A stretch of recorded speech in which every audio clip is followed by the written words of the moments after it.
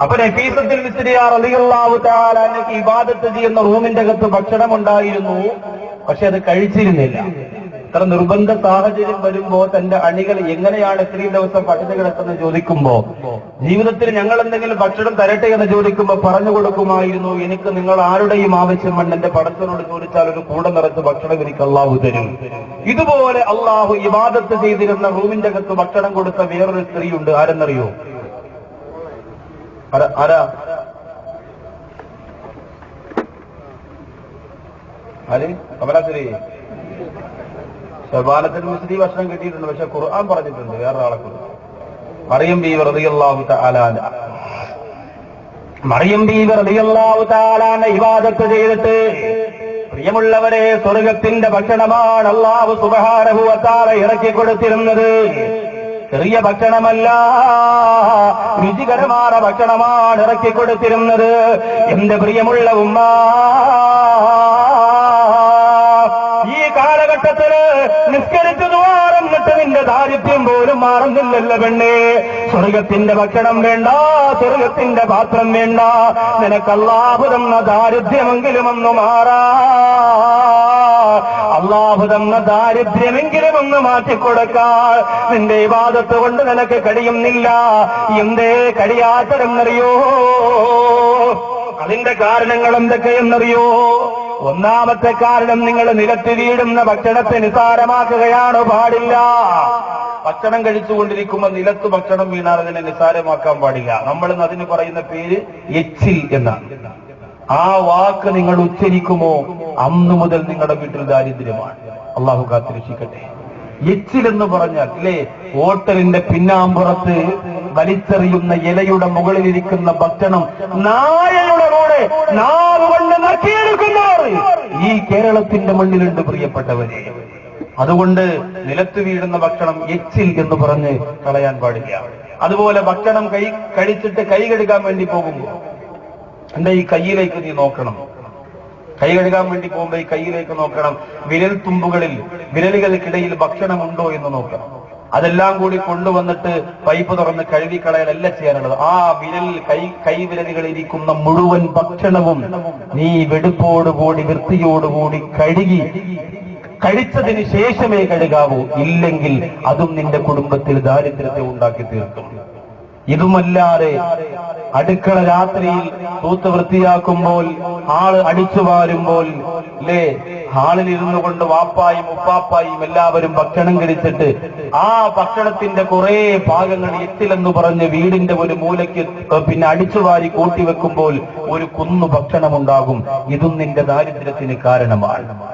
അതുപോലെ സഹോദരിമാരെ, ചാരിയിരുന്നു കൊണ്ട് ഭക്ഷണം കഴിക്കുന്ന, മലർന്നു കിടന്നുകൊണ്ട് ഭക്ഷണം കഴിക്കുന്ന, ആ ഭക്ഷണത്തിനോട് മര്യാദയില്ലാതെ പെരുമാറുന്നവരെ, നിങ്ങൾ കോടീശ്വരന്റെ ഭാര്യയാണെങ്കിൽ, കോടിപതികളുടെ സമ്പന്ന വർഗത്തിന്റെ വീടിന്റെ ഉള്ളറയിൽ കഴിയുന്നവരാണെങ്കിൽ നിനക്ക് അല്ലാഹു ദാരിദ്ര്യം തരുന്നതാ, അല്ലാഹു ദാരിദ്ര്യം തരുന്നതാ.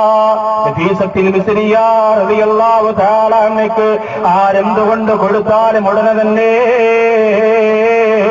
അപ്പുറത്തുള്ളവർക്ക് ഭക്ഷണം കൊടുക്കാൻ പറയുമായിരുന്നു, തന്റെ കൂടെയുള്ളവർക്ക് ഭക്ഷണം കൊടുക്കാൻ പറയുമായിരുന്നു, തന്റെ സഹോദരങ്ങളോട് സഹോദരിമാരോട് ഭക്ഷണം കൊടുക്കാൻ പറയുമായിരുന്നു.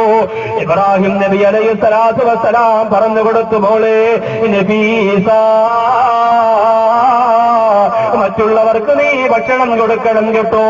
കാരണം അല്ലാഹുവിന്റെ പരിശുദ്ധ ഖുർആൻ പറഞ്ഞതെന്തെന്നറിയോ? നാളെ അല്ലാഹുവിന്റെ പരലോകത്ത് പടച്ചതമ്പുരാ ഭക്ഷണം കൊടുക്കുന്നതാർക്കാ?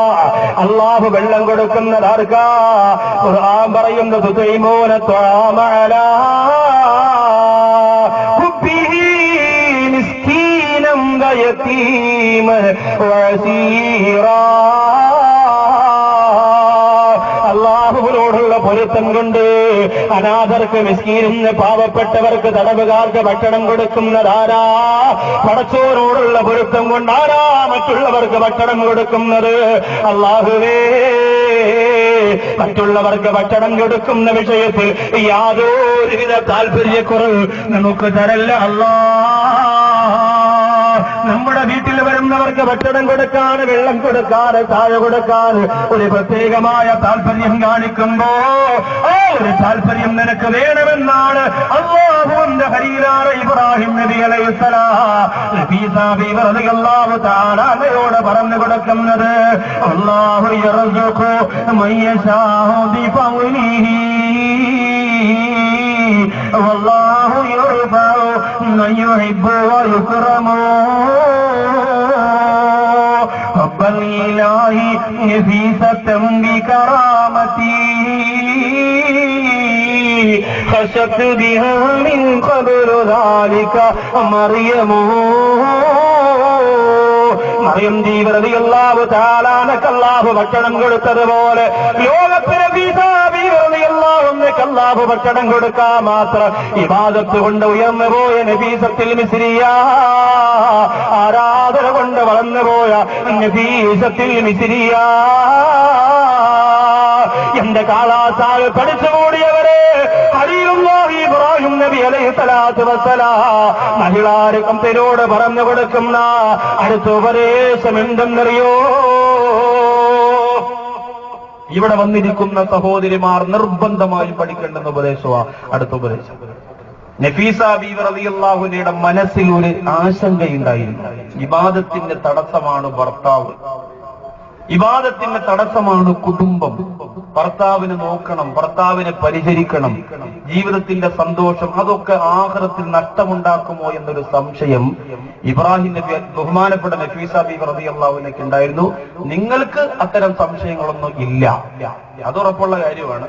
എങ്കിലും അത്ര നല്ല ഈമാന്റെ പവർ വന്ന ചില സഹോദരിമാർ ചിന്തിക്കും, ഭർത്താവും കൂടെ ഇല്ലായിരുന്നെങ്കിൽ കുറെ ഖുർആൻ ഓതി, കുറെ നിസ്കരിച്ച്, കുറെ ഇബാദത്ത് ചെയ്യാമായിരുന്നു എന്ന് ചിലർക്കെങ്കിലും തോന്നിയിരുന്നു. അപൂർവമാണ് അങ്ങനെ തോന്നാൻ മാത്രം പവർ നമ്മുടെ സഹോദരിമാർക്ക് വന്നിട്ടുണ്ടോ എന്ന് എനിക്കറിയില്ല.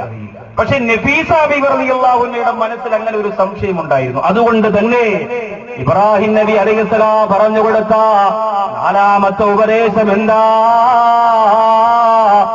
എന്റെ പ്രിയപ്പെട്ട ബീവി നഫീസ, നിന്റെ ഗൃഹഭരണമുണ്ടല്ലോ, വീട്ടിൽ നിന്റെ ഭർത്താവിനെ നോക്കുന്നതുണ്ടല്ലോ, നിന്റെ കുടുംബത്തിൽ നോക്കുന്നതുണ്ടല്ലോ, സങ്കടപ്പെടേണ്ട നഫീസ. വഹിയ ഇബാദത്തുൻ വഹിയ ഇബാദത്ത്, അത് ഇബാദത്താണ് നഫീസ. നിന്റെ ഗൃഹഭരണം, ഭർത്താവിനെ പരിചരിക്കുക, മക്കളെ നോക്കുക, കുടുംബത്തെ നോക്കുക, ആ വിഷയം നിന്റെ ആത്മീയത നശിപ്പിക്കുന്നതാണ് എന്ന സംശയം നിനക്ക് വേണ്ട. അത് ഇബാദത്താണ് എന്ന് ഖലീലുല്ലാഹി ഇബ്രാഹിം നബി അലൈഹിസ്സലാത്തു വസ്സലാം പറഞ്ഞു കൊടുത്തു.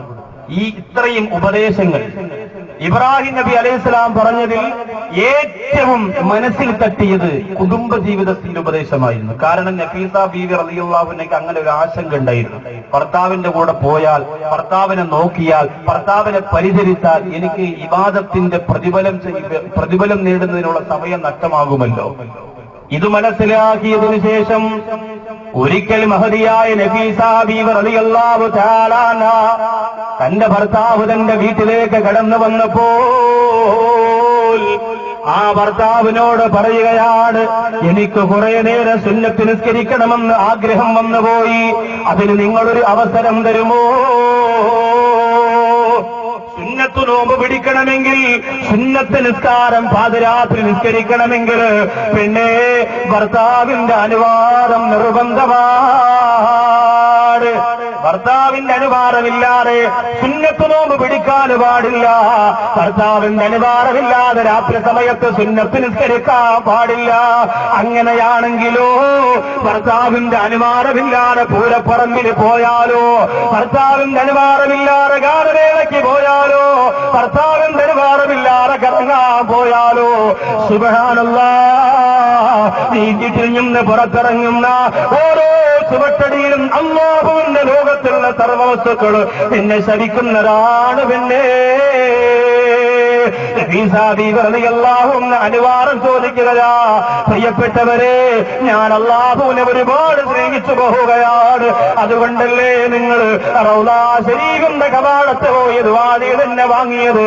അതുകൊണ്ട് പ്രിയപ്പെട്ട ഇസ്ഹാഖുൽ മുഅ്തമിനേ, എനിക്ക് ഇബാദത്ത് ചെയ്യണമെന്ന് ആഗ്രഹമുണ്ട്, ആരാധന അർപ്പിക്കണമെന്ന കൊതിയുണ്ട്, അവിടുന്ന് അവസരം തരണേ തങ്ങളെ. പ്രിയപ്പെട്ട ഭർത്താവ് അനുവാദം കൊടുത്തു. നഫീസ ബീവി റളിയല്ലാഹു തആല അൻഹയോട് എന്നിട്ട് ഭർത്താവ് പറഞ്ഞു, ഞാൻ ഉറങ്ങുന്നതിന് മുമ്പ് വരണം. ഭർത്താവിന്റെ നിബന്ധനയാണ്, ഞാൻ ഉറങ്ങുന്നതിന് മുമ്പ് വരണം. നഫീസ ബീവി റളിയല്ലാഹു അൻഹ ഇബാദത്തിലേക്ക് കയറിയാൽ പിന്നെ വേറെ വല്ല ബോധമുണ്ടോ? നമ്മുടെ സഹോദരിമാര് എത്ര നേരം നിസ്കരിക്കാൻ വേണ്ടി കൈകെട്ടിയിട്ട് കൈയടിച്ചിടാറുണ്ട്, എത്ര നേരം നിസ്കരിക്കാൻ വേണ്ടി കൈകെട്ടിയിട്ട് അടുക്കളയിൽ അടുപ്പത്തിരിക്കുന്ന പാലിനെ കുറിച്ച് ചിന്തിക്കുന്ന ഉമ്മ, പുറത്ത് കളിച്ചുകൊണ്ടിരിക്കുന്ന മക്കളെ കുറിച്ച് ചിന്തിക്കുന്ന ഉമ്മ, എന്തെല്ലാം ആവശ്യങ്ങൾക്ക് വേണ്ടി നിസ്കാരം നീ പാതിവടിയിൽ നിർത്താറുണ്ട്. നഫീസ ബീവി റളിയല്ലാഹു അൻഹയോട് ഭർത്താവ് പറഞ്ഞു, ഞാൻ ഉറങ്ങുന്നതിന് മുമ്പ് വരണ പെണ്ണേ. നഫീസ ബീവി റളിയല്ലാഹു അൻഹ നിസ്കാരം തുടങ്ങുകയാ, ഒരുപാട് സമയം നിസ്കരിക്കുകയാ. അവസാനം തളർന്ന് സലാം വീട്ടി ഭർത്താവിന്റെ വിരിപ്പിലേക്ക് വരുമ്പോ തന്റെ പ്രിയപ്പെട്ട ഭർത്താവ് വല്ലാത്ത ഉറക്കമാണ്. ഭർത്താവ് നല്ലതുപോലെ ഉറങ്ങിപ്പോയി. പെങ്ങളെ സുഖലോലുപരായി കടന്നിറങ്ങുകയാ. നഫീസ ബീവി റളിയല്ലാഹു അൻഹ കരയാൻ തുടങ്ങി. എന്തിനാ കരഞ്ഞത് പെണ്ണേ? നിങ്ങൾ ഓർത്ത് നോക്കണേ, വിദേശ രാജ്യത്ത് നിന്ന് 10 ദിവസത്തെ 20 ദിവസത്തെ ലീവിന് വന്ന ഭർത്താവിന് സൂര്യത കൊടുക്കാറ് എന്നും വഴക്കും വക്കാണവുമായി ബഹളം വെക്കുന്ന പെണ്ണേ, പാതിരാ സമയത്ത് എവിടെയെങ്കിലും പോയെന്ന് മടങ്ങി വന്ന് വീട്ടിനകത്ത് വന്നൊന്ന് കിടക്കാൻ വേണ്ടി കൊതിക്കുന്നു. ആ സമയത്ത് പോലെ ഓരോ വിഷമം പറഞ്ഞുകൊണ്ട് ആ ഭർത്താവിന്റെ മനസ്സ് സങ്കടപ്പെടുത്തുന്ന പെണ്ണേ, ലോകത്ത് ഏത് മഹതിയുടെ ചരിത്രം പഠിച്ചാൽ ഫാത്തിമ ബീവി റളിയല്ലാഹു അൻഹയുടെ ചരിത്രം പഠിച്ചപ്പോ പറഞ്ഞതാ, മിസ്റിലെ മാണിക്യം പഠിക്കുന്നത് പറയുന്നതാ. ഇനി പറയാറുണ്ടല്ലോ റാബിയത്തുൽ റളിയ, ഇനി പറയാറുണ്ടല്ലോ ആയിഷ ബീവി റളിയല്ലാഹു അൻഹ, ഇനി പറയാറുണ്ടല്ലോ ഖദീജ ബീവി റളിയല്ലാഹു അൻഹ. അല്ലാഹു ആയുസ് തന്നാൽ, ആഫിയത്ത് തന്നാൽ എന്റെ കേരളത്തിന്റെ പുറത്ത് ജീവിക്കുന്ന വറുതയിട്ട മൊത്തയിട്ട മക്കളെയിട്ട അല്ലാഹുവിന്റെ ദുനിയാവിന്റെ പുറത്ത് ആദർശത്തെ വാരിപ്പുഴരുന്ന പെണ്ണേ, നിന്റെ മനോമുഖരത്തിലേക്ക് ഈ ചരിത്രങ്ങൾ പഠിപ്പിച്ചത് രാജാ തയ്യാറാ. പക്ഷേ മാറ്റം തേടും പെണ്ണേ, മാറ്റം തേടും. ഏത് മഹിളാരക്കത്തിന്റെ ചരിത്രം പഠിച്ചാൽ അവിടെയൊക്കെ ഭർത്താവിന്റെ പൊരുത്തം നമുക്ക് കാണാം. നഫീസ ബീവി റളിയല്ലാഹു അൻഹ എന്തിനാണ് വിരിപ്പിന്റെ അരികിൽ വന്ന് കരഞ്ഞതെന്നറിയോ? ഭർത്താവിനെ വിളിച്ചുണർത്തുന്നത് അദബ് കേടല്ലേ? അല്ലാ, ഭർത്താവ് നല്ല സുഖമായിട്ട് ഉറങ്ങാൻ വിളിച്ചുണർത്തി ഞാൻ ഇബാദത്ത് കഴിഞ്ഞു വന്നു എന്ന് പറയുന്നത് അദബ് കേടല്ലേ? ബഹുമാനപ്പെട്ട ഇസ്ഹാഖുൽ മുഅ്തം റളിയല്ലാഹു തആല അൻഹു സുബഹിന്റെ സമയത്ത് കണ്ണു തുറക്കുമ്പോൾ തന്റെ 2 കാൽപാദം മുഴുവനും നനഞ്ഞു കുതിർന്നിരിക്കുകയാണ്. എന്തേ കാരണം? 2 കാൽപാദം മുഴുവനും നനഞ്ഞു കുതിർന്നിരിക്കുകയാണ്. ഇസ്ഹാഖുൽ മുഅ്തം റളിയല്ലാഹു തആല അൻഹു നോക്കുമ്പോൾ തന്റെ കാലിന്റെ ചോട്ടിൽ തലകുനിച്ച് വെച്ചുകൊണ്ട് പൊട്ടിക്കരഞ്ഞുകൊണ്ടിരിക്കുന്നു, തേങ്ങിക്കരഞ്ഞുകൊണ്ടിരിക്കുന്നു മിസ്റിലെ മാണിക്യമായ നഫീസ റളിയല്ലാഹു തആല അൻഹ കരഞ്ഞുകൊണ്ടിരിക്കുകയാ. എന്തിനാ നഫീസ കരയുന്നതെന്ന് ചോദിക്കുമ്പോ, ഇബാദത്ത് കഴിഞ്ഞിട്ട് ഞാൻ ഉറങ്ങുന്നതിന് മുമ്പ് വരണമെന്ന് പറഞ്ഞവരെ, ഞാൻ മടങ്ങി വന്നപ്പോൾ അവിടെ ഉറങ്ങിപ്പോയല്ലോ, അതുകൊണ്ട് എന്നോട് പൊരുത്തം തരണേ എന്ന് പറഞ്ഞുകൊണ്ട് ഇത്രയും സമയം ഞാൻ കരഞ്ഞിട്ടുണ്ടെന്ന് പറഞ്ഞപ്പോ ബഹുമാനപ്പെട്ടവര് പറയുന്നു, പെണ്ണേ നഫീസ, നിന്നെ ഞാൻ ചോദിച്ചു വാങ്ങിയതാണ് പെണ്ണേ. റസൂലുള്ളാഹിയുടെ മുമ്പ് പോയി കരഞ്ഞിട്ട് എനിക്ക് നഫീസാനെ വേണമെന്ന് പറഞ്ഞ് വാങ്ങിയതാ. അതുകൊണ്ട് എന്റെ പ്രിയപ്പെട്ട നഫീസ, ലോകത്താരോട് ഞാൻ പൊരുത്തക്കേട് പറഞ്ഞാൽ നിന്നോട് പൊരുത്തക്കേട് പറയാ എന്നെ കൊണ്ട് കഴിയില്ല നഫീസ. ഈ ലോകത്തിലേക്ക് അല്ലാഹു തന്നിരിക്കുന്ന ഏറ്റവും വലിയ മധുരം നീയാണ് നഫീസ. ഈ ലോകത്തിന് അല്ലാഹു തന്നിരിക്കുന്ന ഏറ്റവും വലിയ പവർ നീയാണ് നഫീസ. അല്ലാഹുവേ, ഇതുപോലെ നല്ല കുടുംബ ജീവിതം നിങ്ങൾക്ക് താല്ല. മിണ്ടിയാലും പറഞ്ഞാലും പിണക്കം നടിക്കുന്ന ജീവിതം നമുക്ക് വേണ്ട. നഫീസ ബീവിയുടെ ചരിത്രം പഠിക്കുന്ന പെണ്ണേ, ഭർത്താവിന്റെ കുറവ് അറിഞ്ഞുകൊണ്ട് നീ ഭാര്യയുടെ കുറവറിഞ്ഞുകൊണ്ട് സഹോദരാ നിങ്ങളും പെരുമാറിയിട്ട് സന്തോഷത്തോടെ ജീവിതം മുന്നോട്ട് കൊണ്ടുവയ്ക്കോ. മഹിളാരംഗത്തിന്റെ മനോഹരമായ ഈമാനിന്റെ പാതയിലൂടെ ഭാര്യയുടെ കുടുംബ ജീവിതത്തിന്റെ മുഴുവൻ റോളും അഭിനയിച്ചു തീർത്ത നഫീസത്തുൽ മിസ്രിയ റളിയല്ലാഹു തആല അൻഹാ എന്നും എല്ലാ ദിവസവും തന്റെ ഭർത്താവിന്റെ അരികിലിരിക്കുന്നു മനസ്സുകൊണ്ട് ചിന്തിച്ചു പോകുന്ന ഒരു ഹദീസ. അയ്യുമാ ഇംറഅത്തിൻ മാതത് വസൗജുഹാ അൻഹാ ദഖലത്തിൽ ജന്ന.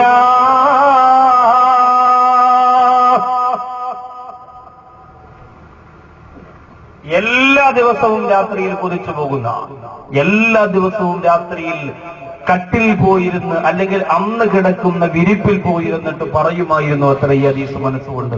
ഓരോ ഭാര്യമാരും ഭർത്താവിന്റെ അരികിലേക്ക് ചെല്ലുമ്പോൾ മനസ്സുകൊണ്ട് കരുതണം, അള്ളാഹുവേ, അള്ളാഹുവും അവന്റെ റസൂലും കഴിഞ്ഞ ദുനിയാവിൽ ഞാൻ ഏറ്റവും അധികം ബഹുമാനിക്കേണ്ടെന്ന പ്രിയം വെക്കേണ്ടുന്ന ആളിന്റെ അരികിലേക്കാണ് ഞാൻ ചെല്ലുന്നത്. അങ്ങനെ ചിന്തിച്ചുകൊണ്ട് പോകണം. അല്ലാതെ അടുക്കളയിലെ കരിയും പുകയും മുഖത്ത് വാരി തേച്ച് ഭക്ഷണം ചോദിക്കുമ്പോ അവിടെ എടുത്ത് വെച്ചിട്ടുണ്ട് കഴിച്ചോണ്ട് കിടന്ന് ഉണങ്ങി എന്ന് പറഞ്ഞ പോരാ, അല്ലേ? അതിന് നേരമില്ലല്ലോ. നമ്മളൊക്കെ സഹോദരിമാര് ഭർത്താക്കന്മാര് വന്നു കിടന്ന് ഉറങ്ങിയാലും സഹോദരിമാര് മറ്റേ അതിന്റെ മുമ്പിൽ നിരീക്കൂല. ഒരു സഹോദരി പറഞ്ഞതാ, സാർ ഇപ്പൊ പ്രസവം കഴിഞ്ഞതേ ഉള്ളൂ. ആരെ? സഹോദരിയുടെ അല്ല, ശാലിനിയുടെ. അപ്പൊ അതുകൊണ്ട് 40 കഴിയാതെ നമ്മൾ പെട്ടെന്ന് എഴുന്നേറ്റ് പോകുന്നത് നാണക്കേടാ, അല്ലേ? നമ്മളെ സഹോദരിമാര് മിനിമം പെറ്റാ 40 ദിവസം കട്ടിലിൽ കിടക്കും. 20 ദിവസം കൊണ്ട് രക്തം തീർന്നാലും കട്ടിലിന്റെ അടിയിരിക്കുന്ന ചീനാവ് തീരുന്നത് വരെ നമ്മളവിടെ നിന്ന് എഴുന്നേക്കത്തില്ല.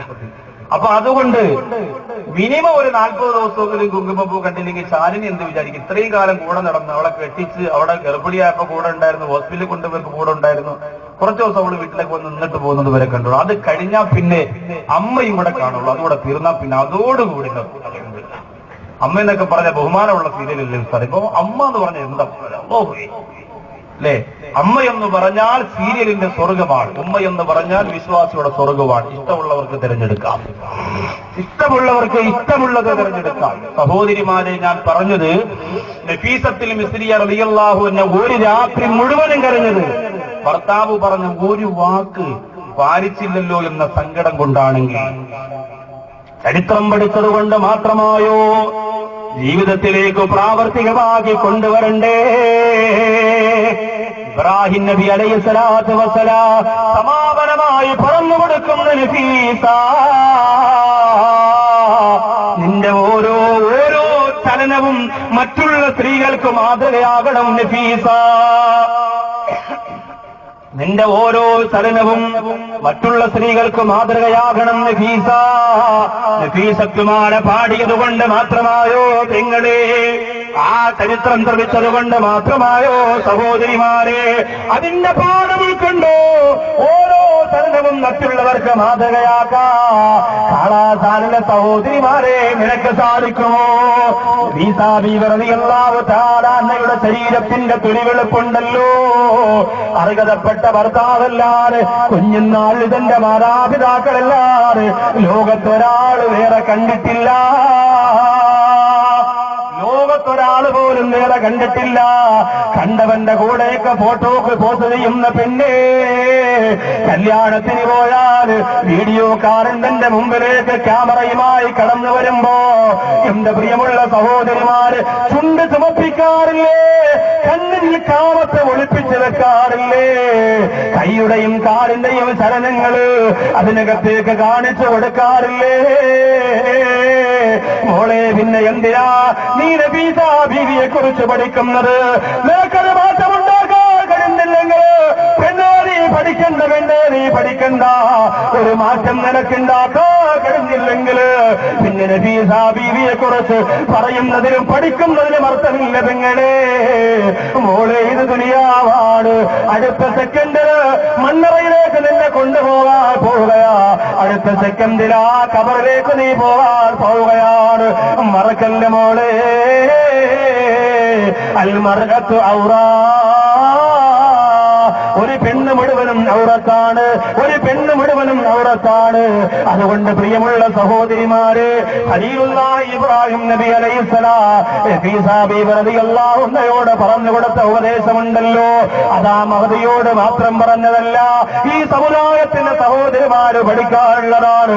അതുകൊണ്ടാണ് ആ മഹദി ലോകത്തിനെന്ന് വിട പറയുന്നതിന് മുമ്പ് ആ ഉപദേശങ്ങൾ ലോകത്തിന് സമ്മാനിച്ചിട്ട് പിരിഞ്ഞു പോയത്. അത്രയും ഉപദേശം നീ സ്വീകരിച്ച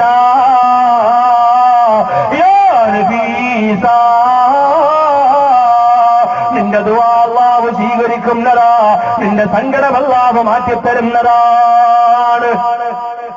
അങ്ങനെ ബഹുമാനപ്പെട്ട ഇബ്രാഹിം നബി അലൈഹി സ്വലാത്തു വസ്സലാമിന്റെ മക്കാമിന്റെ മുമ്പിൽ നിന്ന് എഴുന്നേറ്റ് വരികയാണ്. എന്തായിരുന്നു വണ്ടി മാറ്റാൻ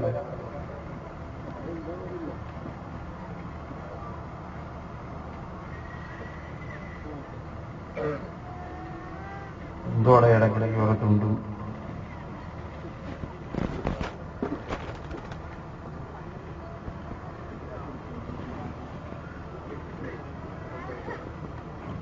ഇബ്രാഹിം നബി അലൈഹി സ്വലാത്തു വസ്സലാം ആ പരിശുദ്ധമായ മക്കാമിൽ നിന്ന് സലാം പറഞ്ഞിട്ട് അവിടുന്ന് അള്ളാഹുവിന്റെ അനുഗ്രഹം മുഴുവനും ഏറ്റുവാങ്ങിയിട്ട് ബഹുമാനപ്പെട്ട മഹദിയായ നഫീസത്തുൽ മിസ്രിയ റളിയല്ലാഹു തആല അന്നവിടുന്ന് യാത്ര തിരിക്കുകയാണ്.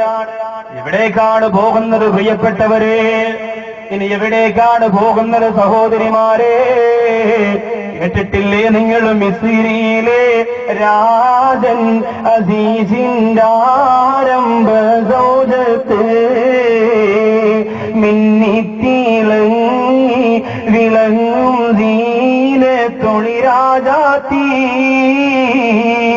മിസ്രം എന്ന് പറയുന്ന രാജ്യത്തിന്റെ മുഴുവൻ സൗന്ദര്യങ്ങളും സൗകുമാര്യതകളും ഒത്തിണങ്ങിപ്പോയ നൈലെന്ന് പറയുന്ന അടുക്കോടും ചിട്ടയോടും കൂടി ഒഴുകിക്കൊണ്ടിരിക്കുന്ന നൈൽ നദിയില്ലേ, മൂസാ നബിയുടെ കഥ പറഞ്ഞു തരുന്ന നൈൽ നദിയില്ലേ, മറക്കാൻ പറ്റുമോ ഉമ്മ, മറക്കാൻ പറ്റുമോ ഉമ്മ? ആലുവയിലെ പെരിയാറിന്റെ സുഗന്ധം പറയുന്ന, ഭാരതപ്പുഴയുടെ സുഗന്ധം പറയുന്ന നിങ്ങളുടെ മനസ്സിനെ തോൽപ്പിക്കാ നൈലെന്ന് പറയുന്ന നദിയുടെ സുഗന്ധത്തിന് സാധിക്കുന്നതാണ്, ഭംഗിക്ക് കഴിയുന്നതാണ്.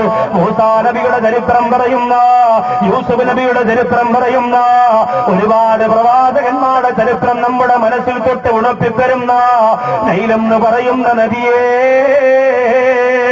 ആ നദി ഉൾക്കൊള്ളുന്ന രാജ്യമാണ് മിസ്രം എന്ന് പറയുന്നത്. ആ നദിയുടെ മുകളിലൂടെയാണ് മൂസാ നബി അലൈഹിസ്സലാമിന്റെ ഉമ്മ തന്റെ പ്രിയപ്പെട്ട പൊന്നുമോനായ മൂസാ നബിയെ ഒരു പെട്ടിക്കകത്തേക്ക് ഇട്ടിട്ട് ഒഴുകിവിട്ടത്.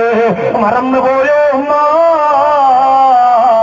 ഒരു മാതൃത്വത്തിന്റെ മുഴുവൻ നൊമ്പരങ്ങളും ഏറ്റുവാങ്ങി തന്റെ പ്രിയപ്പെട്ട തങ്കക്കുടത്ത് കൊന്നു കളയുമെന്ന് ഭയപ്പെട്ടു പോയിട്ട് ആ നൈലെന്ന് പറയുന്ന ഈജിപ്തിന്റെ മിസ്രിന്റെ നദിയുടെ തിരമാലകൾക്ക് മുകളിലൂടെ, ഓളങ്ങൾക്ക് മുകളിലൂടെ, ആ ജലധാരയുടെ മുകളിലൂടെ ആ പെട്ടിക്കകത്ത് കിടന്നുകൊണ്ടല്ലേ മൂസാ നബി അലൈഹിസ്സലാം പുഞ്ചിരിച്ചു പോയത്? ആ നദിയുടെ മുകളിലൂടെയല്ലേ മൂസാ നബി അലൈഹിസ്സലാം നടന്നു പോയത്? ആ നദിയല്ലേ തന്റെ കയ്യിലിരിക്കുന്ന വടി കൊണ്ടടിച്ചിട്ട് വെള്ളത്തെ പാറയാക്കി മാറ്റിയത്? ആ നദിയുടെ മുകളിലല്ലേ തന്നെ പിന്തുടർന്ന് വന്ന ഫിറഔനും കൂട്ടര് ആ നദിയുടെ പടുകൂറ്റൻ കുടിയിലേക്ക് വീണിട്ട് ലോകത്തോട് വിട പറഞ്ഞില്ലേ? ആ മിസ്രം എന്ന് പറയുന്ന രാജ്യത്തിന് പറഞ്ഞു തരാ ഇനിയും എത്രയോ കഥകളാ പ്രിയപ്പെട്ടവരെ. യൂസുഫ് നബി അലൈഹിസ്സലാമിന്റെ കഥ നിങ്ങൾക്കറിയുമല്ലോ. മിസ്രിനെ പോലെ സുന്ദരിയാര സുലൈഖ, നീലിനെ പോലെ സുന്ദരിയാര സുലൈഖ, നിന്നെ പോലെ പെങ്ങള് സൗന്ദര്യവർദ്ധന വസ്തുക്കളെ വാരി മുഖത്ത് പുരട്ടിയിട്ട് പുഞ്ചിരിക്കുന്തോ മയക്കാനുള്ള ചിരിയല്ല, അള്ള കൊടുത്ത മിസ്രിന്റെ രാജാത്തിയെ സുലൈഖ. യൂസുഫ് നബി അലൈഹിസ്സലാത്തു വസ്സലാമിന് വശീകരിക്കാൻ വേണ്ടി പുഞ്ചിരിയുടെ വശ്യതയുമായി കടന്നു ചെന്നപ്പോ അല്ലാഹുവിന്റെ പ്രവാചകനായ യൂസുഫ് നബി അലൈഹിസ്സലാം മാറിയില്ലേ? ഖുർആൻ എന്നിട്ട് പറഞ്ഞതാ, ഇന്ന കൈദകും പെണ്ണേ, നിന്റെ ഉള്ളിൽ വലിയ ഒരു ചതിയുണ്ട് പെണ്ണേ. എത്രയോ സഹോദരിമാര് എത്രയോ പേരെ ചരച്ചിട്ടുണ്ട്.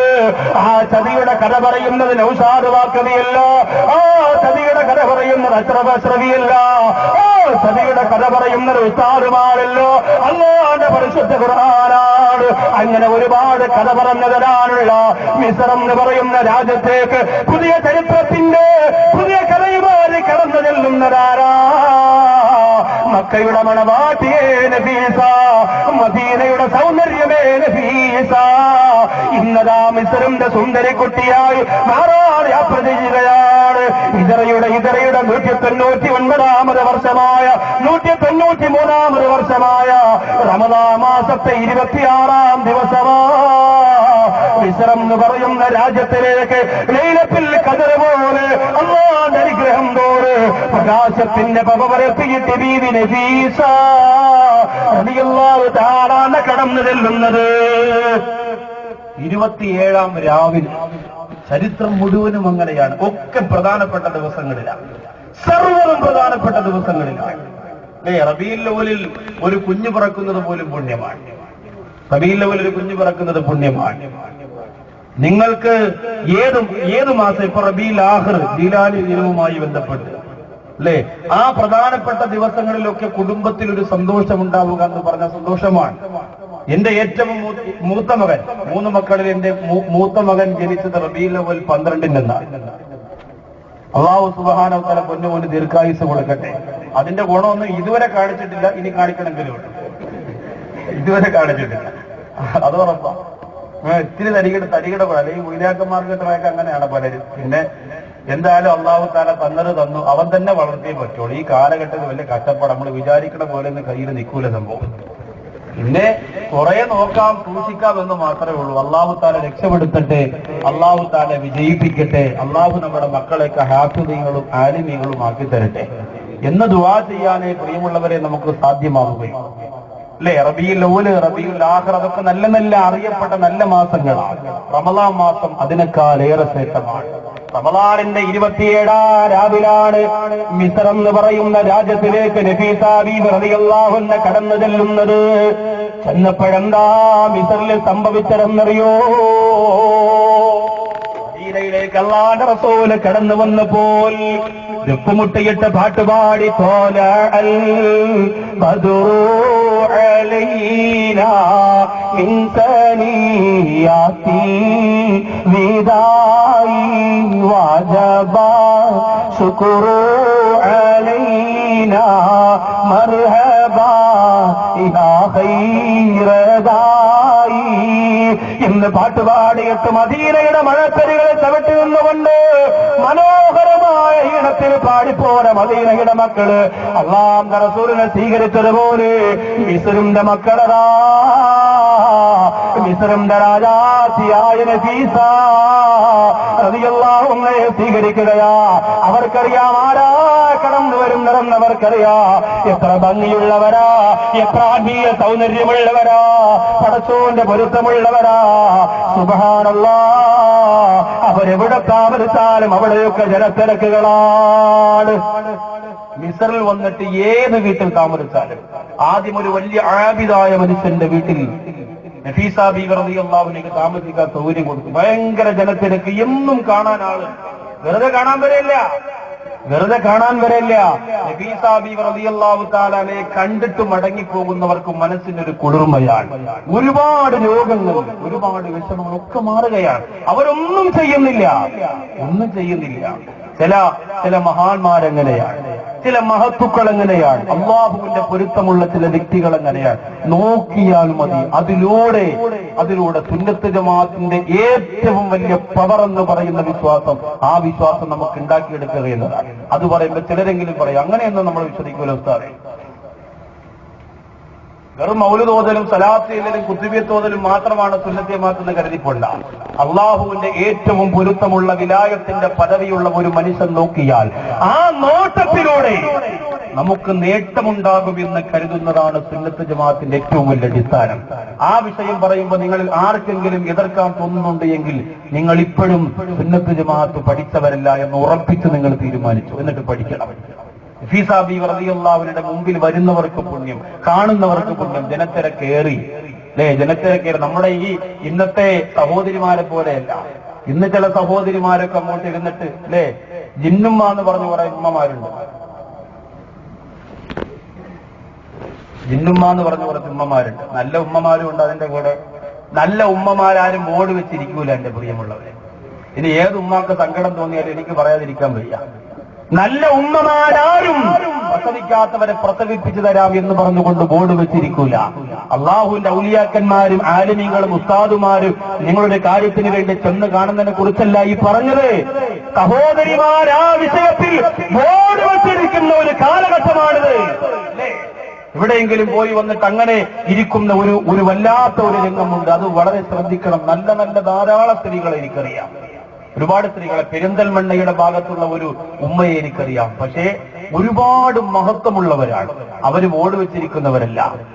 അവര് പൈസ പിരിവിന് വേണ്ടിയിട്ട് രോഗശാന്തി ഇവിടെ ഉണ്ടെന്ന് പറഞ്ഞ് ബോർഡ് വെക്കുന്നവരല്ല.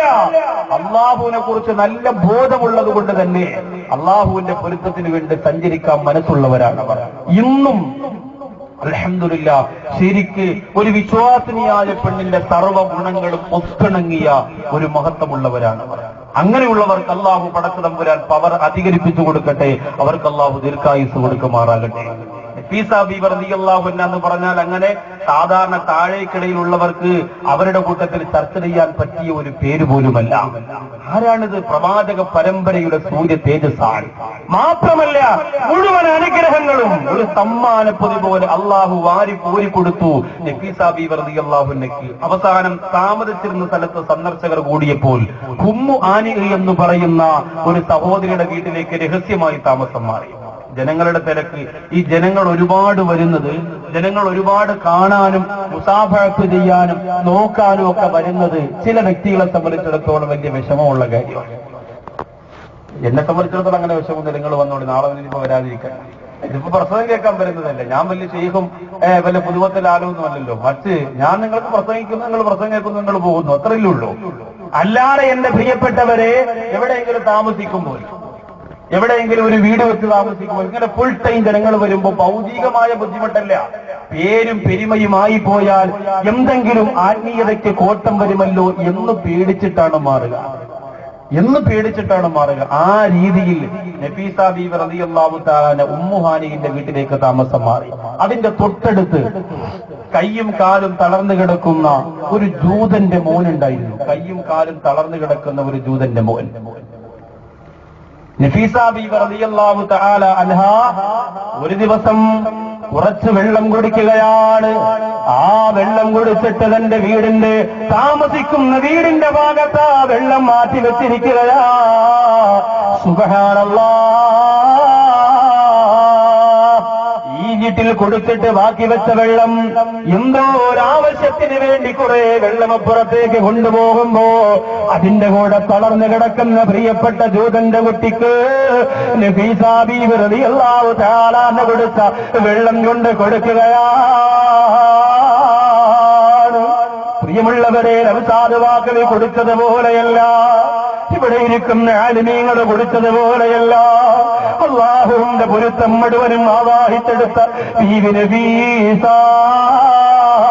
റളിയല്ലാഹു തആല കൊടുത്ത വെള്ളമില്ലേ, തളർന്നു കിടക്കുന്ന കുഞ്ഞങ്ങ് കുടിക്കുന്ന സമയത്ത് ചാടി എഴുന്നേൽക്കുകയാ. അത്ഭുതം തന്നെ. മിസ്ർ മുഴുവനും ആ വാർത്ത പടരുകയാണ്. വീണ്ടും ജനങ്ങൾ ഉമ്മു ഹാനിയുടെ മുമ്പിലേക്ക് വരികയാണ്. ആ സമയത്ത് നഫീസ ബീവി റളിയല്ലാഹു അൻഹ കരയുകയാണ്. പൊട്ടി കരഞ്ഞുകൊണ്ട് പറയുന്നു, റബ്ബേ, ജനങ്ങൾ ഒരുപാട് വന്നിരിക്കുമ്പോ എന്റെ ഇബാദത്ത് നഷ്ടപ്പെടുകയാണ്, എന്റെ ഏകാഗ്രത നഷ്ടപ്പെടുകയാണ്. നീ എന്റെ മനസ്സിൽ നിന്ന് പോകുമോ എന്ന് എനിക്ക് തോന്നിപ്പോവുകയാണ്. എന്റെ സഹോദരാ, എത്ര വലിയ കൂട്ടുകെട്ട് വന്നാലും, എത്ര വലിയ ബന്ധങ്ങൾ വന്നാലും, എത്ര വലിയ തിരക്കുകൾ വന്നാലും ഇബാദത്തിനെ സൂക്ഷിക്കണേ. ആ വിഷയത്തിൽ നിങ്ങളാണ് ഭാഗ്യമുള്ളവര്. ഷാറുവാക്ക് നിങ്ങളോട് എന്തെല്ലാം ഓരാൻ പറയുന്നു, എന്തെല്ലാം അമല് ചെയ്യാൻ പറയുന്നു, അതിന്റെ ഒരു ഭാഗം മാത്രമേ എനിക്ക് ചെയ്യാൻ കഴിയുന്നുള്ളൂ. എന്റെ വീട്ടിൽ നിന്ന് ഓതാനുള്ള പുസ്തകം കൊണ്ട് വണ്ടിക്കകത്ത് കയറിയാൽ, ദിക്ർ ചൊല്ലാനുള്ള കിതാബുമായി വാഹനത്തിന്റെ കത്ത് കയറിയാൽ, പിന്നെ അതും കൊണ്ട് തിരിച്ചു പോകുമ്പോഴാ അടുത്ത ഒരു കിതാബ് എടുത്ത് നോക്കാൻ എന്നെ കൊണ്ട് കഴിയുന്നത്. എന്റെ സഹോദരിമാരെ സൂക്ഷിക്കണം കേട്ടോ. ബന്ധങ്ങൾ അധികമാകുമ്പോ, ജനത്തിരക്ക് അധികമാകുമ്പോ അല്ലാഹുവിനോടുള്ള കടമ മറക്കല്ല. ഒരാശ ആശങ്കയുടെ ചിത്രം പോലും വരാത്ത നഫീസ ആ രാജ്യത്തിന്റെ ഭരണാധികാരിക്ക് കത്ത് കൊടുക്കുകയാ. ഞാൻ മദീനത്തേക്ക് പോവാൻ എനിക്ക് മിസ്ർ വേണ്ട, എനിക്ക് മിസ്ർ വേണ്ട, മദീനത്തേക്ക് ഞാൻ പോവാൻ പോവുകയാണ്. അതുകൊണ്ട് ഗവൺമെന്റ് എനിക്ക് അതിനുള്ള പെർമിഷൻ തരണമെന്ന് പറഞ്ഞു ഭരണാധികാരിക്ക് നഫീസത്തുൽ മിസ്രിയ റളിയല്ലാഹു അൻഹ കത്ത് കൊടുക്കുന്നു. എന്തുകൊണ്ടെന്നറിയോ?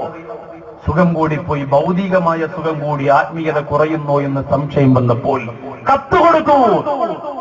പൊട്ടിക്കരഞ്ഞുകൊണ്ടാണ് ഭരണാധികാരി വന്നത്, പൊട്ടിക്കരഞ്ഞുകൊണ്ടാ വന്നത്. എവിടെയാ വന്നത്? ഭരണാധികാരിയുടെ സന്നിധാനത്തിലേക്ക് ക്ഷണിച്ചിട്ടല്ല, നേരെ നഫീസത്തുൽ മിസ്രിയ റളിയല്ലാഹു തആല അൻഹയുടെ മുമ്പിലേക്ക് വരികയാ. വന്നിട്ട് പറഞ്ഞു കൊടുത്തു, പോകരുത്. മിസ്ർ എന്ന് പറയുന്ന രാജ്യം മുഴുവനും ഒരുപോലെ കരയുകയാണ്. മിസ്ർ എന്ന് പറയുന്ന രാജ്യം മുഴുവനും ഒരുപോലെ കരഞ്ഞുകൊണ്ട് സരീയ് ഇബ്നു ഹക്കം എന്ന് പറയുന്ന ഭരണാധികാരിയോട് പറഞ്ഞു കൊടുക്കണേ,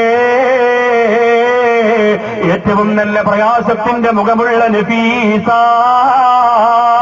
ഒരുപാട് ഉപദേശങ്ങൾ നമുക്ക് തരുന്ന, ഒരുപാട് നന്മകൾ ഈ മിസ്ർ എന്ന് പറയുന്ന രാജ്യത്തിന് തന്ന ആ മഹദിയെ പോകാൻ അനുവദിക്കല്ല. കണ്ണുനീരോടെ സങ്കടത്തോടെ ഭരണാധികാരിയായ സരീയ് ഇബ്നു ഹക്കം അങ്ങോട്ട് അവതരിപ്പിച്ചപ്പോ നഫീസ ബീവി റളിയല്ലാഹു അൻഹയ്ക്ക് സമ്മതിക്കാതിരിക്കാൻ കഴിയുന്നില്ല. സമ്മതിക്കുകയാണ്. പ്രിയപ്പെട്ടവരെ, എത്ര പ്രാവശ്യമാണ് വീണ്ടും ആ മിസ്റിൽ തന്നെ നിന്നുകൊണ്ട് ജീവിതം നയിക്കുകയാണ്. ആ മിസ്റിൽ നിന്ന് എത്ര പ്രാവശ്യമാണ് പരിശുദ്ധ മക്കയിലേക്ക് ഹജ്ജിന് പോയതെന്നറിയോ? 30 പ്രാവശ്യമാണ് ഹജ്ജ് ചെയ്തത്. 30 പ്രാവശ്യമാണ് അല്ലാഹുവിന്റെ കഅബാലയത്തിന്റെ മുമ്പിലേക്ക് പോയത്. എന്റെ സഹോദരിമാരെ, ഒരു പ്രാവശ്യമെങ്കിലും ഒന്ന് പോണ്ടേ? 30 പ്രാവശ്യം പോണ്ട, 10 പ്രാവശ്യം പോണ്ട, ഒരൊറ്റ പ്രാവശ്യമെങ്കിലും നമുക്ക് കഅബാലയത്തിലൊന്ന് പോണ്ടേ? നഫീസത്തുൽ മിസ്രിയ റളിയല്ലാഹു തആല 30 പ്രാവശ്യം പോയത് ഫ്ലൈറ്റിലല്ല, വില കൂടിയ വാഹനങ്ങളിലല്ല. അന്ന് വാഹന സൗകര്യങ്ങളൊന്നുമില്ല, കാൽനടയായി നടന്നു പോയിട്ടുണ്ട്. പ്രിയപ്പെട്ടവരെ, ഒട്ടകപ്പുറത്ത് പോയിട്ടുണ്ട്. സഹോദരങ്ങളെ, കഷ്ടപ്പെട്ടുകൊണ്ട് യാത്ര ചെയ്ത ത്യാഗം സഹിച്ച് വടിയിൽ നിന്ന് വെള്ളം പോലും കുടിക്കാനില്ല ത്യാഗം ചെയ്തിട്ട് പോയിട്ടുണ്ട് മുസ്ലിമേ. 30 പ്രാവശ്യം അല്ലാഹുവിന്റെ പരിശുദ്ധ കഅബാലയത്തിന്റെ മുമ്പിലേക്ക് പോയിരുന്നു അത്രേ. എന്നിട്ടോ ബഹുമാനപ്പെട്ട മഹദിയായ നഫീസത്തുൽ മിസ്രിയ റളിയല്ലാഹു തആല അൻഹയെ കാണാ ലോകത്ത് അറിയപ്പെട്ട സർവരും വരികയാ. പിന്നെ ഒരു പെണ്ണിന് എത്രത്തോളം ആത്മീയപരമായി പുരോഗമിക്കാൻ കഴിയുമെന്ന് ലോകത്ത് തെളിയിച്ച ഒരേ ഒരു സ്ത്രീയാണ് നഫീസ. ഒരു പെണ്ണ് വളർന്ന എത്രത്തോളം ഉന്നതികളിലേക്ക് എത്താൻ കഴിയുമെന്ന് പഠിപ്പിച്ചവളാണ് നഫീസ. നിങ്ങൾ പറയുന്ന സഹോദരിമാര്, നമുക്ക് വളരാൻ കഴിയുന്നില്ല ഉസ്താദ്, നിങ്ങൾക്ക് പള്ളിയിൽ പോയി പ്രസംഗിക്കാം, പള്ളിയിൽ പോയി നിസ്കരിക്കാം, അവിടെ പോയി ക്ലാസ് കേൾക്കാം, നമ്മളെന്ത് ചെയ്യാനാ, നമുക്കതിനൊന്നും കഴിയുന്നില്ലല്ലോ എന്ന് പറഞ്ഞുകൊണ്ട് പരാജയപ്പെടുന്ന പെണ്ണേ, നിന്നെ പോലെ അടങ്ങി ഒതുങ്ങി കഴിയാതിരിക്കപ്പെട്ടവരാണ് നഫീസത്തുൽ മിസ്രിയ റളിയല്ലാഹു തആല അൻഹ. പക്ഷേ ഏറ്റവും വലിയ ഉന്നതമായ പരമോന്നതമായ പവറിലേക്ക് ആ മഹിളാർക്കും വളർന്നില്ലേ? എന്തുകൊണ്ടാണ്? പടച്ചോന്റെ പൊരുത്തത്തിന് വേണ്ടി മാത്രം ജീവിച്ചത് കൊണ്ടാ. നഫീസത്തുൽ മിസ്രിയ റളിയല്ലാഹു തആല അൻഹയുടെ മുന്നിലേക്ക് അതാ 1,00,000 ദിർഹമുമായി 1,00,000 ദിർഹമുമായിട്ട് എന്റെ പ്രിയമുള്ളവരെ ഒരാൾ കടന്നു വരികയാണ്. ഒരു ഭരണാധികാരി. 1,00,000 ദിർഹം എന്ന് പറഞ്ഞാൽ നമ്മുടെ കയ്യിൽ നിന്നിരിക്കുന്ന 1,00,000 രൂപ പോലെയുമല്ല, 1,00,000 ദിർഹമാണ്. അത് കൊണ്ടുവന്നിട്ട് നഫീസത്തുൽ മിസ്രിയ റളിയല്ലാഹു തആല അൻഹയ്ക്ക് സന്തോഷത്തോടുകൂടി ഹദിയ കൊടുക്കണം, അവാർഡ് കൊടുക്കുന്ന പോലെ 1,00,000 ദിർഹം അത് മുഴുവനും കയ്യിൽ വാങ്ങി വെച്ചിട്ട് നഫീസത്തുൽ മിസ്രിയ റളിയല്ലാഹു തആല അൻഹ സങ്കടത്തോടെ തന്റെ ആ നാട്ടിലുള്ള ഏറ്റവും സാധുക്കളെ വീട്ടിൽ വരാൻ വേണ്ടി വിളിച്ചു. വരാൻ കഴിയാത്ത കിടന്ന കിടപ്പിൽ ആരെങ്കിലും രോഗികളായി മലമൂത്ര വിസർജനം നടത്തി നടക്കാൻ കഴിയാതെ തളർന്നു കിടക്കുന്നെങ്കിൽ അവർക്ക് എത്തിച്ചു കൊടുക്കാൻ 1,00,000 ദിർഹമിനെ മുഴുവനും പാകപ്പെടുത്തി. എന്നിട്ട് കരഞ്ഞുകൊണ്ട് പറഞ്ഞതാണ്,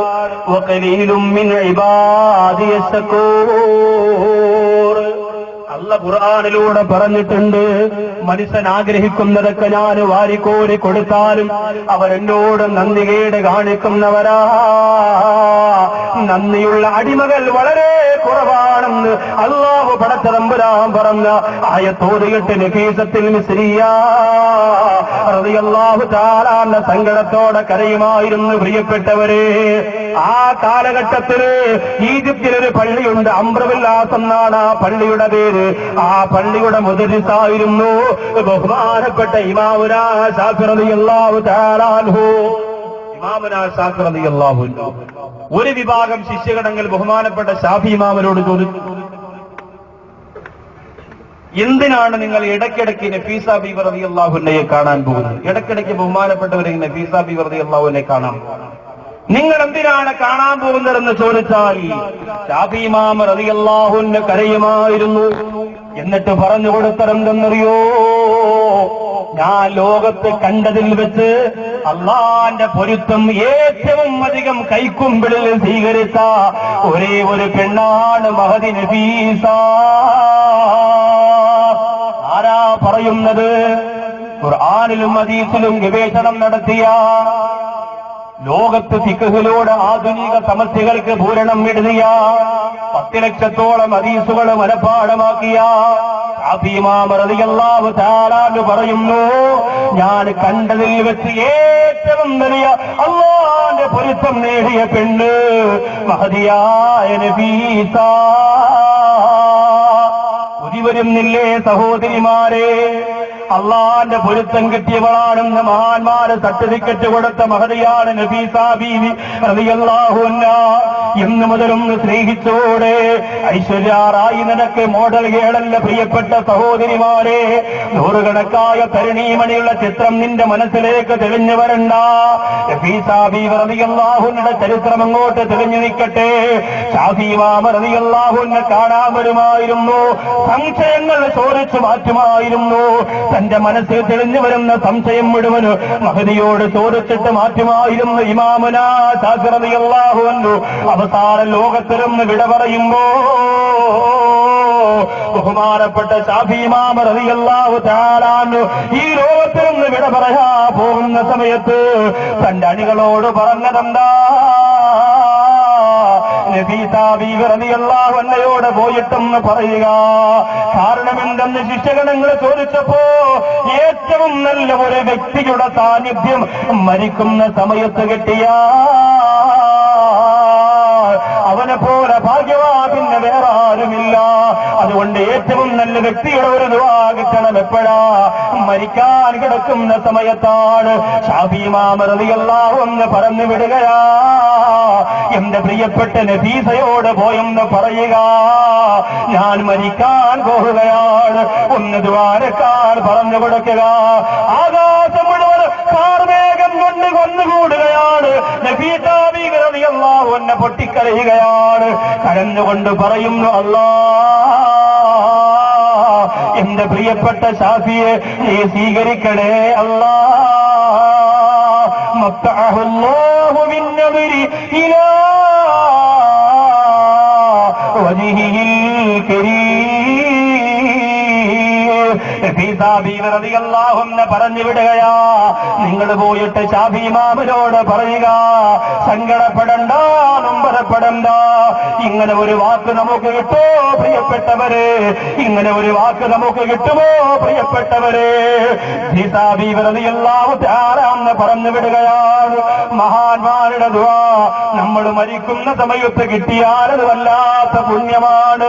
അസ്റായില് മുമ്പ് വന്ന് നിൽക്കുമ്പോ അറിയപ്പെട്ട വലിയ ഒരു മഹാനുഭാവന്റെ ദുആ കിട്ടിയാൽ നമുക്ക് രക്ഷയാണ്.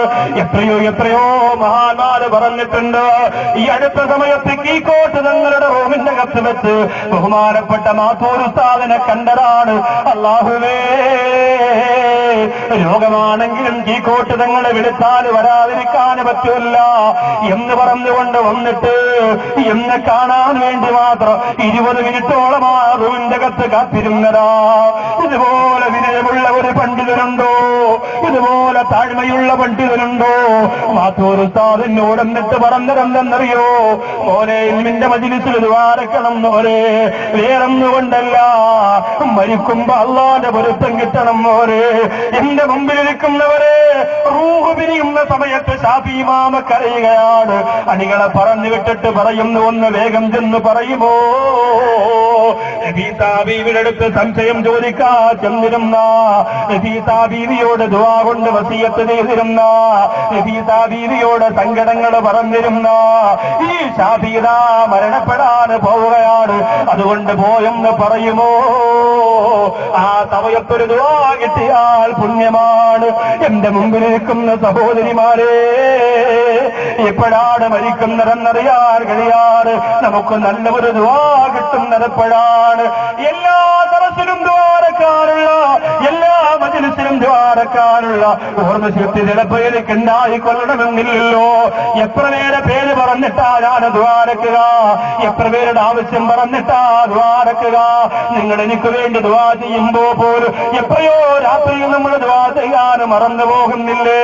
അസ്രായിൽ വന്ന് തൊട്ടടുപ്പ് നിൽക്കുമ്പോ ഒരു വലിയ മാന്യമുള്ള ദ്വാ നമുക്ക് വേണ്ടേ?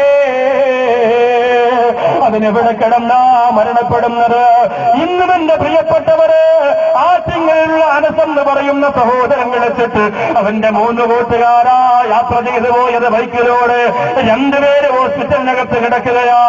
ഒരാളെയും കബറടക്കി. പ്രിയപ്പെട്ടവരെ, 17 വയസ്സുള്ള ആ കുടുംബത്തിന്റെ എല്ലാമായിരുന്ന സുൽഫീഖർ എന്ന് പറയുന്ന സഹോദരനെ, അതേ ചെറിയങ്കിയുടെ പെരുമാതുരപ്പള്ളിയുടെ ഭാഗത്ത് ആ സഹോദരന്റെ മയ്യത്ത് കൊണ്ടുവന്ന് കബറടക്കുമ്പോ ദുആ ചെയ്യാ സമയം കിട്ടണ്ടേ? മഹാന്മാരെടുത്ത് വന്നിരുന്ന് വെള്ളം കോരി തന്നുകൊണ്ട് ദുആ പറഞ്ഞു തരാനുള്ള സമയം വേണ്ടേ? ദുആ ചെയ്തപ്പോ ആ ദുആ ചെയ്ത് കഴിഞ്ഞ ഉടനെ തന്നെ ശാഫി ഇമാം റളിയല്ലാഹു അൻഹു ആ കിടക്കയിൽ കിടന്നുകൊണ്ട് പുഞ്ചിരിക്കുകയാണ്. അല്ലാഹുവേ, തടം നിറഞ്ഞ് മരിക്കുന്ന മരണം തരല്ല അല്ലാ, അപകട മരണം തരല്ല അല്ലാ. വിദേശ രാജ്യത്ത് എത്രയോ അപകടങ്ങൾ നടക്കുകയാണ്. ഇന്നെന്റെ പ്രിയപ്പെട്ടവരെ, എന്റെ ഭാര്യയുടെ ജേഷ്ഠത്തിയുടെ ഭർത്താവ് മരിച്ചിട്ട് ഇന്നാ വീട്ടിൽ നേർച്ചയുണ്ടായിരുന്നു, ദിക്റുണ്ടായിരുന്നു, ദുആ ഉണ്ടായിരുന്നു. എനിക്ക് പോകാൻ കഴിയുന്നില്ല. അവിടുത്തെ സുഖവിവരം എന്തെന്ന് തിരക്കാൻ വേണ്ടി വിളിച്ചപ്പോ കരഞ്ഞുകൊണ്ട് അവിടുന്ന് വസിയത്ത് ചെയ്തതെന്താ? മരിച്ചുപോയ സഹോദരന് ഉംറ ചെയ്യണമെന്ന് കൊതിയുണ്ടായിരുന്നു, കഴിഞ്ഞില്ല. ഇന്നത്തെ മജ്‌ലിസിലും ദ്വാരക്കളെ, 4 വയസ്സുള്ള പൊന്നുപോലെ യതീമായി വീടിന്റെ മുമ്പ് കരഞ്ഞുകൊണ്ടിരിക്കുന്നു. ആർക്ക് വേണ്ടിയാണ്?